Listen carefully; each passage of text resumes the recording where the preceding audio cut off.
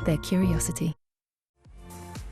Thanks for joining us this morning. No way back to COVID zero. That was the frank admission from the New South Wales Premier Gladys Berejiklian yesterday, conceding for the first time that virus elimination is not possible. That comes as 1 million Pfizer jabs arrive from Poland, more than half heading straight for Sydney's 12 COVID hotspots. Let's discuss with Northern Territory Senator Malarndirri McCarthy in gorgeous Darwin this morning and Nine presenter Alicia Loxley in lockdown Melbourne. Nice to see you both this morning. So Malarndirri, I want to get your thoughts on this because we heard from the Premier yesterday, the New South Wales Premier. You then heard from the WA Premier, Mark McGowan, saying that 0 cases is still his goal, even when 80% of the population is vaccinated. You've got such very different strategies here.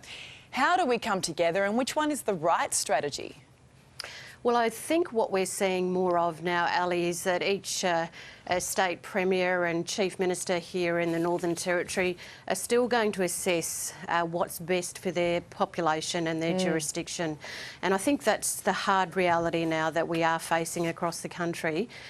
When I hear what's happening in New South Wales, though, Ali, I do think that even the talk about you know, 0 goals, etc., and not achieving it is perhaps, again, such a pessimistic sort of conversation on top of a really depressing time that's occurring there in New South Wales. And the focus does need to be on vaccination, especially in your Western New South Wales area and those First Nations communities in particular. But it is really hard, though, to see how New South Wales will get on top of it when you've got contact tracers who they're working incredibly hard, but they're a couple of weeks behind the spread of this virus. And then, you know, you look to Melbourne too. I mean, Alicia, as you know, in Melbourne, everyone is over it and people are trying to find ways to bend the rules or even at times, supposedly, as we saw with that engagement party, outright break them. No masks. What did you make of that party, Alicia? Well, it's pretty disappointing. I think, what are we, lockdown 6.1, because it's already been extended and we're expecting it to be extended again come this Thursday night. You know, the speculation is for at least another 2 weeks. People are over it. I think that's why people are going ahead with these illegal gatherings. And, you know, we did see that pub crawl in Richmond on the weekend. You are allowed to go to a venue and get takeaway. You are allowed to go and pick up drinks. Are you allowed to walk around? Is it in the spirit of the rules to walk around and go pub to pub and get a takeaway drink? No, it's not. But people are looking for a way to support local business. They're looking for a way to get around the rules. And as I said, it's been a long time. I think this year in Melbourne is much harder than last year. Even though we were in lockdown for a long time last year, this coming in and out and this feeling of, yeah, we might get on top of this one, but then we're probably 3 or 4 days away from another one. That's it, isn't it? Coming in and out is really no better than the long lockdown that Sydney's facing and New South Wales is facing at the moment. Malarndirri, you touched on this, that vaccines are the way out of this, but what does it say that we have to rely on Poland to plug the gaps in our supply?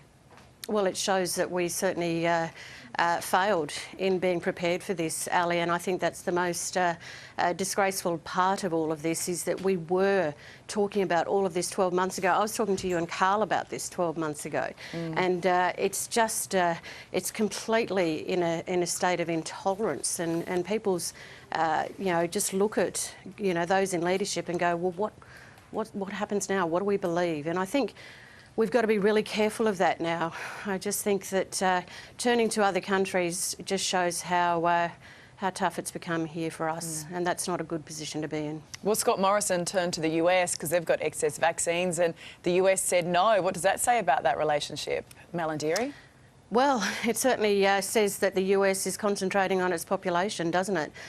They see that as the priority, but of course that is concerning given we're supposed to be one of the closest allies. So again, you know, you go back to the Prime Minister and the government and you go, you know, this is really not good enough. You had 2 jobs, vaccinate and build quarantines facilities. And look, we're also hearing this morning too, rapid testing. We know it's being trialled at aged care facilities. Alicia, I'm not sure why this is only just happening now. And do you think it's something we need to be looking at, get these tests into schools so that we can get our kids back into the classroom? Well, our state opposition down here has been pushing for that at the border, saying that why don't we have rapid testing? After we saw the removalists come down from New South Wales, why don't we have a rapid test? Brett Sutton, our Chief Health Officer's response has been, well, they're not as accurate. So should we be relying on these tests when we know that they're not the sort of gold standard of test, but they're being used overseas? People are ordering them online. And so I think we need to look at a whole sweep of things to be introducing, and I think we should be throwing everything at this. I mean, back to the point about Sydney, it's important to note about this COVID zero, it's not 0 cases, it's 0 who were out in the community while infectious. And I remember in Victoria last year, we did peak at 725 cases a day, but it came down really quickly after that. We had halved within 2 weeks, and stage 4 restrictions had been introduced just before that peak. And if I was in Sydney and in power, which, you know, I'm not a politician, I'd be doing everything. I would be introducing a curfew. I know there's not the science necessarily behind it with stopping transmission, but it makes enforcement easier. And at this stage in Sydney, I would just be doing everything that you could possibly do. Yeah, I mean, we're sitting here and we're nodding with you this morning. Malarndirri, what do you think of that idea from Alicia? Well, clearly, you know, the lockdown should have happened a long time ago, and I spoke again to you guys about that, and we all know that it is about restricting movement, and I do agree with Alicia there. I mean, I think we're past the point too of gold standard now. We've got to do whatever we need to do. Just before we go, I want to talk about the desperate situation in the Afghan capital, Kabul, which has fallen to the Taliban. We're seeing the frantic evacuation of Westerners, including many Australians. Malarndirri, I mean, the huge concern here has to be for the abuse of human rights and the treatment of women as the Taliban take control again. Well, that is a major concern, Ali, and I think, you know, when we consider how long Australia had been involved with that whole battle, and to see it just overturned in, you know, 24, 48 hours is heart-wrenching, really. We've certainly got to keep an eye on what's going on there, and I know that between Australia and the US, we'll certainly be trying to do that. I mean, 20 years, Alicia. Our troops were there. We know many people died, including Australians.